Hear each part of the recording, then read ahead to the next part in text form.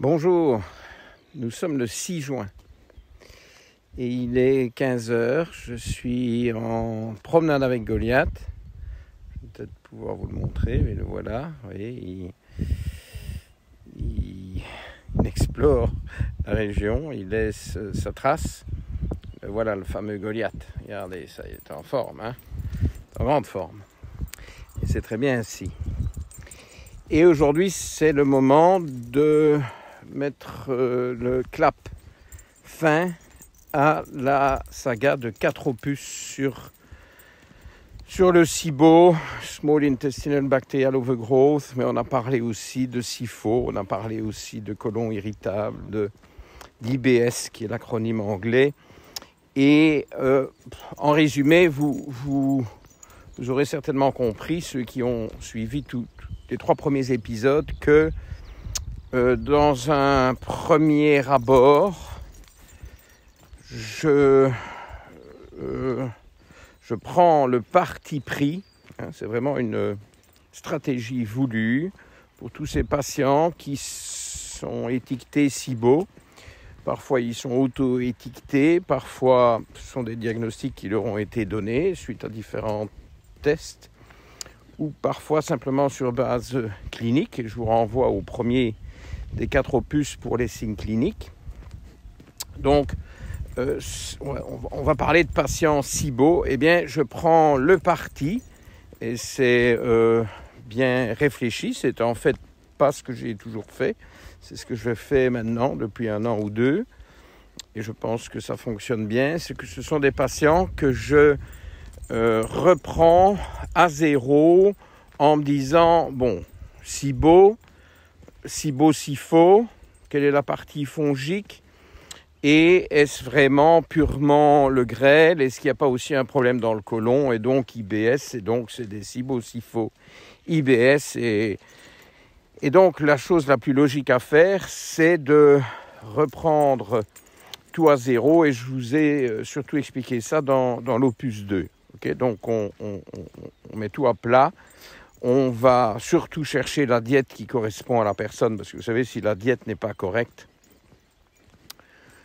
adieu vos vaches, cochons couvés, vous n'allez pas vraiment guérir un SIBO à long terme. Vous allez avoir des améliorations transitoires avec tout un tas de manœuvres, et en particulier évidemment avec des cures de rifaximine, qui est très efficace sur le SIBO à forte dose, typiquement 3 fois 550 mg par jour, donc 1650 mg pendant 8 jours, 10 jours. Il y aura progrès, mais le problème c'est que ça rechute de manière absolument abominable. Et donc il faut être logique, il faut d'abord repartir des bases et voir s'il n'y a pas des erreurs alimentaires. S'il y en a, qu'est-ce que vous voulez? Ce sont des patients qui ont des problèmes intestinaux. S'ils ne mangent pas, Goliath m'entortille, donc je fais mes petites pirouettes habituelles, vous l'entendez, Vous l'entendez, mais je vais à un moment donné m'interrompre et enlever ces petits médaillons, ou en tout cas les stabiliser. Je ne sais pas encore comment je vais faire, parce que nous nous dirigeons vers un endroit très intéressant, en plein bois. Bon, ici nous sommes dans les champs, on s'éloigne de la route où je me suis garé. On est à proximité de mon village. Je peux vous montrer un peu les zones. Voilà, c'est toute la zone, vous voyez, d'agriculture, les champs. Mais nous allons vers le bois. Et alors, cette partie du bois, à peu près chaque fois que j'y suis allé, j'ai vu du gibier. C'est un endroit extrêmement giboyeux, parce qu'il y a un cours d'eau et le gibier vient boire. Et derrière, c'est un énorme bois qui fait des kilomètres. Et donc, on va essayer d'être discret. Le vent est bien orienté, donc je suis face au vent. Il m'est déjà arrivé de me trouver nez à nez avec une énorme biche, franchement à 10-15 mètres. Oh, un instant inoubliable. Bon, je ne vous promets pas ce genre de choses. Le pire, vous savez, c'est que je ne sais pas retourner l'image dans cet enregistrement vidéo sur mon iPhone. Donc, bon, on verra ce qu'on verra. Mais on va, à un moment donné, être très discret pour jouir de la compagnie éventuelle des animaux sauvages. Bon, revenons donc à notre propos. Cette approche globale SIBO donc impose une bonne alimentation, et donc là il y a tous les aspects basiques, classiques, c'est-à-dire agir en fonction d'anomalies métaboliques qui sont révélées par des marqueurs métaboliques soit classiques, soit davantage nutritionnels comme un statut en acides gras. Il y a évidemment les grands méchants loups que sont le lactose, qu'on peut identifier grâce au génotype LCT. Gluten, est-ce que ça vaut la peine d'en parler? Je pense que sur un cas SIBO difficile, il faut d'office mettre ces patients sans gluten pour aider. C'est pas une mesure définitive, hein, c'est pour favoriser une guérison, et puis alors après vous le réintroduisez s'il n'y a pas de vrai problème vis-à-vis du gluten. Le gluten ne va pas du tout nous aider, voire même les céréales ne vont pas nous aider à résoudre ce genre de cas difficile. Très important évidemment le génotype ApoE, hein, vous savez que j'accorde énormément de valeur à la diète basée sur l'ApoE 2, 3 ou 4, avec évidemment des possibilités de mélange. Vous avez des capsules spécifiques à ce sujet. Et puis alors, je vous rappelle aussi quand même deux grands facteurs qui favorisent des intestins très compliqués à manipuler. Donc, il faut le savoir. Ce sont les déficits partiels ou complets en immunoglobuline A, les IgA totales que vous pouvez doser, et l'incapacité d'utiliser le fucose pour attirer un microbiote symbiotique, une bonne population bactérienne sera attirée par le fucose, mais certains qui ont le génotype FUT2 homozygote variant ne sont pas en mesure de faire ça, et donc ils partent avec un désavantage qu'on peut corriger en supplémentant du fucosyl lactose en poudre. Quand même quelque chose qui marche bien, c'est un très bon effet prébiotique pour remplacer l'incapacité d'apporter soi-même son fucose, qui est normalement produit par l'humain, hein, mais qu'il faut-il encore l'amener au niveau de la paroi intestinale. Donc voilà, ça c'est ce que je propose. Aujourd'hui, avec le temps qui nous reste, je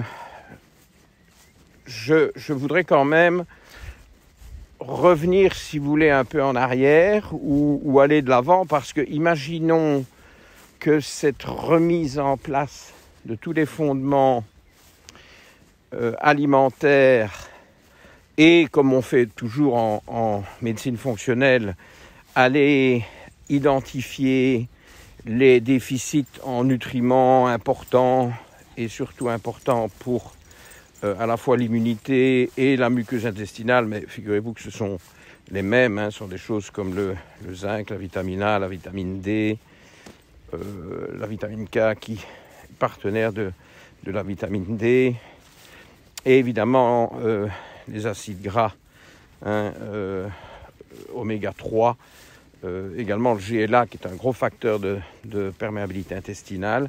Donc tout ça doit être mis en ordre, et une immense majorité de ces patients-là, SIBO ou pas, s'améliorent et finit par oublier qu'ils sont venus au départ avec cette étiquette SIBO dont parfois on ne parle même plus, et puis je me rends compte dans le dossier, puis là, tiens, au fond, ça c'était un patient soi-disant SIBO, mais bon, qui va bien avec cette méthode globale sur laquelle donc j'insiste. Mais bon, ce n'est pas garanti, hein. Il y a des SIBO redoutables, et c'est ça que je voudrais un peu approfondir aujourd'hui. Des SIBO redoutables et notamment les patients qui ont une touche hypothyroïdienne, peu ou prou. Bon alors, ici, il y a un chemin ici quand même. Ah voilà. Parce que l'endroit a changé. Il y a une petite maison ici, une petite cabane, des bois. Alors ici, voilà, j'ai retrouvé le chemin. Un peu difficile parce qu'il y a des orties pour mon Goliath. Bien Goliath, parce que Goliath n'aime pas les orties, hein, je vais vous dire. Il les connaît, hein. Il ne connaît pas le nom latin, Urtica dioica, mais il les connaît de vue très très bien. Voilà, je crois qu'on a passé le cap. Difficile. Alors ici, on est dans le bois. Hein. Donc, pas faire trop de bruit. Et alors, je vous montre un peu le bois. Regardez. Hein. Bon, quand même. Vous voyez, vous entendez les oiseaux? C'est bien, hein? Et donc, c'est des patients qui ont un certain degré de faiblesse, d'insuffisance thyroïdienne qui peut se présenter sous toute une série de formes. Alors, je suis en train de vous préparer, enfin, préparer c'est un grand mot, mais j'ai plus ou moins déjà pris la décision que j'allais vous faire une série sur la fonction thyroïdienne pour enchaîner avec ce qu'on a déjà fait sur la fonction surrénalienne.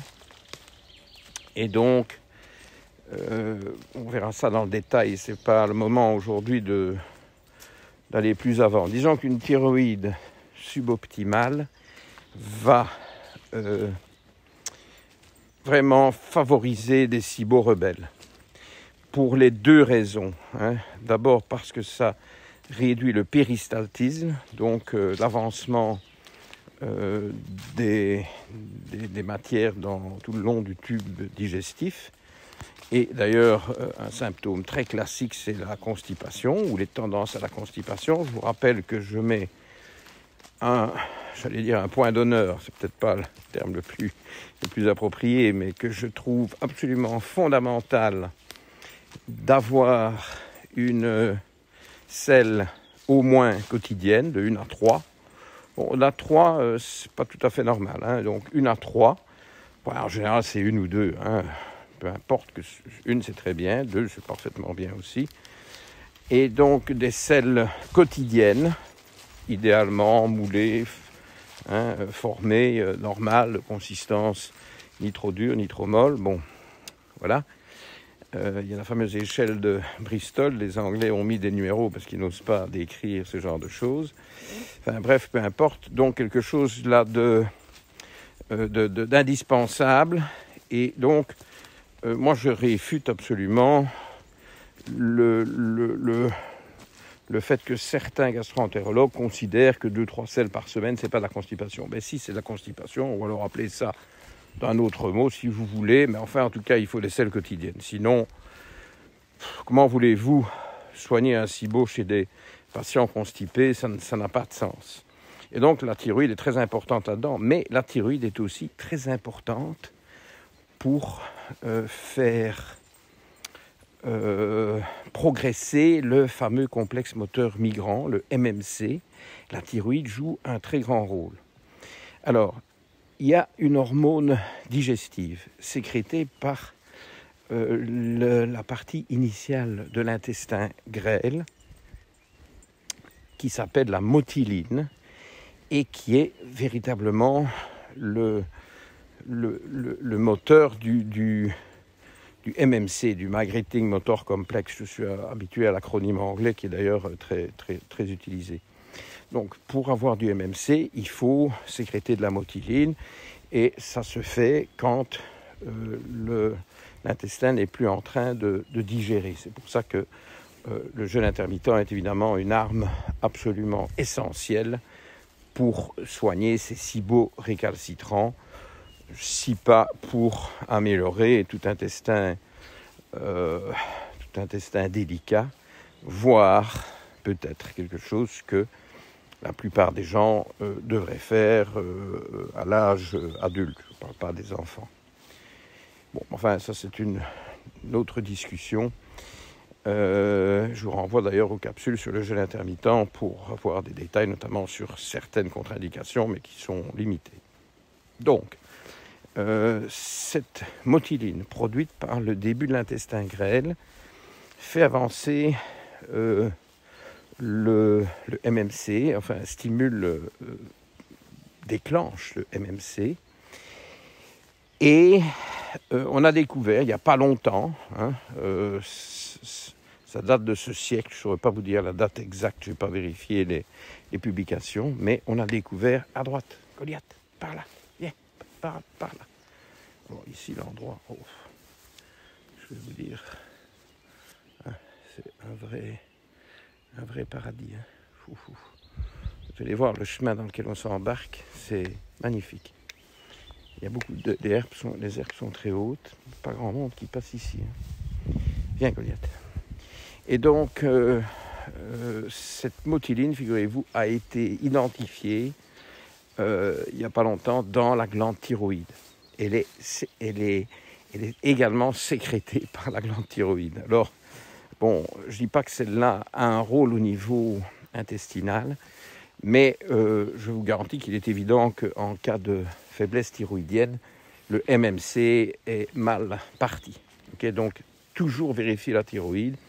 Et comme je vous l'ai répété un nombre incalculable de fois, toujours s'assurer que thyroïde et surrénale sont synergiques et qu'on ne soigne pas l'une ou les autres sans vérifier leur partenaire, parce qu'alors là vous avez des intolérances au traitement, vous avez des patients qui ont des surrénales basses ne tolèrent pas bien les hormones thyroïdiennes, enfin bref, vous devez absolument faire les deux. Donc ça fait partie des tests de base et donc d'actions à envisager. Je ne dis pas à prendre, ça dépend des tests. Et puis on est mis sur la piste évidemment avec les signes cliniques. Je vous renvoie à nos capsules et au webinaire sur les glandes surrénales le webinaire sur les glandes surrénales aura lieu ce jeudi 17 juin. Donc si vous voulez assister et que vous n'êtes pas encore inscrit, il est grand temps de le faire au moment où... Ah oui, mais minute. Ouais, non. Bon, tout est décalé, donc cette vidéo sera mise en ligne le 18. Bon, écoutez, ce ne sera pas du live, mais ce sera enregistré et diffusé sur ma chaîne YouTube. Donc vous pouvez toujours voir le webinaire sur les glandes surrénales en différé via l'enregistrement si vous n'étiez pas présent, si vous n'étiez pas inscrit et si vous avez raté le webinaire en direct. Donc, très important la thyroïde, et dès qu'il y a un SIBO récalcitrant, bingo, il faut vraiment aller chercher de ce côté-là. Okay. Alors, je pense aussi qu'il faudrait que je vous parle un peu pour clôturer de la fameuse valve iléocécale ou iléocolique, on peut dire les deux. Et parce que c'est évidemment elle qui peut très bien dysfonctionner et donc favoriser la remontée de bactéries du côlon vers le grêle, étant donné que cette valvule est censée empêcher ce reflux. Alors, il y a le reflux gastro-œsophagien, là aussi il y a une valvule, et puis alors il y a la valvule iléocécale très importante qui a le même rôle, mais évidemment quelques étages plus bas. Et donc, regardez ici le chemin, c'est quand même... attendez, parce que... évidemment... Voilà, regardez ça. Vous entendez les oiseaux, Cet endroit est magique. Magique. Si vous venez un jour au Luxembourg, c'est ici qu'il faut venir vous promener. Et donc... cette valve, alors perte de... Ah, voilà. Bon, on va se calmer avec les changements de position cette valve peut avoir été endommagée, parce que ça c'est assez courant finalement, lors d'une appendicectomie, parce que valve iléo-cécale, l'appendice est tout près, l'appendice qui pend au fond, qui prolonge le fond du cécum, donc valve iléo-cécale. Alors il arrive que, bon, surtout dans des appendicectomies en aigu, hein, voire dans des menaces de péritonite ou des péritonites débutantes. Vous savez, les chirurgiens, ils y vont allègrement. C'est parfois la nuit, le week-end, etc. C'est pas toujours les chirurgiens les plus expérimentés en gastro-entérologie. C'est vraiment le chirurgien de garde, boum, bam, bim. Il faut évidemment sauver la vie du patient qui est menacé en cas de péritonite. Mais votre valve iléo-cécale peut éventuellement déguster. Donc c'est ça un peu le problème. Donc quand vous avez été opéré de l'appendice, parfois c'est intéressant de relire le protocole opératoire, de voir un peu ce qui a été fait. Alors c'est peut-être un peu à la limite vu d'un point de vue de la médecine conventionnelle, mais vous savez que bon, moi j'ai une ouverture d'esprit, que je me cantonne pas exclusivement à la médecine conventionnelle, mais que je ne la rejette pas non plus. Toujours est-il qu'il y a des ostéopathes qui sont connaisseurs de cette valve, qui peuvent la manipuler, ce qui parfois soulage les patients et qui peuvent la libérer. Bon, pourquoi pas, on peut essayer, ça, je ne vois pas aucun risque à faire ça. Alors oui, pour revenir dans le sujet des chirurgies, il peut y avoir d'autres chirurgies digestives, voire même laparoscopiques, des choses qui a priori sont relativement bénignes, mais avec des dégâts persistants sous forme de, on va dire, de cicatrices, c'est-à-dire les adhérences. Donc quand il y a des antécédents de chirurgie digestive, il peut très bien y avoir là une source de SIBO, parce que cette chirurgie perturbe la mécanique très délicate de toute la région. Bon, alors, a fortiori, évidemment, les interventions de chirurgie bariatrique, donc vous voyez, pour les gens avec une obésité morbide, chez qui on fait des manipulations, des changements, disons, de la physiologie du tube digestif. Il y en a toute une gamme avec... on raccorde parfois différemment le tube digestif pour bypasser, d'ailleurs ces opérations de bypass, et bon, il y en a toute une panoplie, on ne va pas entrer dans le détail, mais quand il y a des antécédents de chirurgie bariatrique, évidemment, il y a aussi de gros risques de SIBO. Les maladies qui peuvent affecter le système nerveux entérique, qui est très important et qui est distinct du système nerveux central. Ça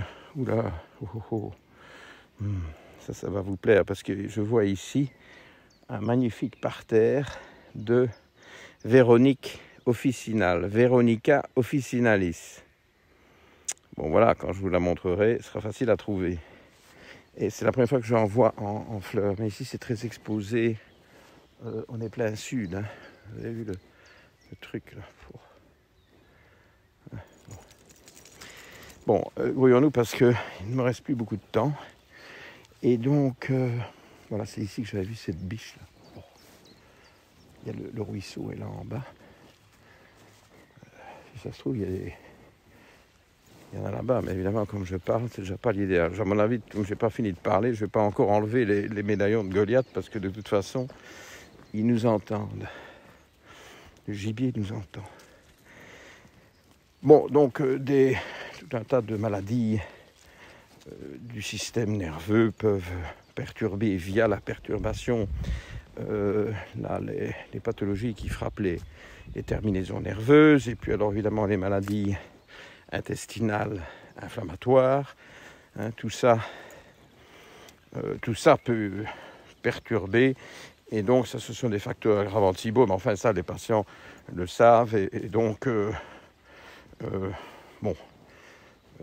ça doit forcément être pris en compte, mais sachez qu'il peut y avoir là des facteurs favorisant le SIBO, et que donc il faut peut-être aller chercher le SIBO un peu plus activement. Bon, écoutez, ça se termine. Je pense qu'on a beaucoup parlé de SIBO. Alors ça, c'est quelque chose que je ne fais jamais, mais bon, il faut bien faire une petite exception à la règle. Voilà, ça c'est Veronica officinalis. La Véronique officinale, très très jolie petite Véronique avec des fleurs d'une magnifique couleur. Attendez, comment est-ce que je vais vous montrer? Oui, mais c'est réglé sur mon visage, donc je devrais plutôt reculer. Mais alors, ce n'est pas très né. C'est plus né, mais c'est pas très visible. Donc, de toute façon, vous la trouverez facilement sur Internet, et vous verrez ses propriétés médicinales, puisque c'est officinalis. Et donc, ça se termine. Bon, voilà, je pense qu'on a fait le tour de ce que je voulais vous dire avec ce SIBO. Goliath se plaint. Il veut absolument la promenade. Alors, la petite Véronique, je la mettrai peut-être dans l'eau en rentrant, donc je la glisse dans ma poche gentiment. J'aime pas arracher des trucs, et puis je mettrai dans un verre d'eau, et elle va nous accompagner. Alors, je vous remontre le Goliath. Ouh là là. Regardez-le.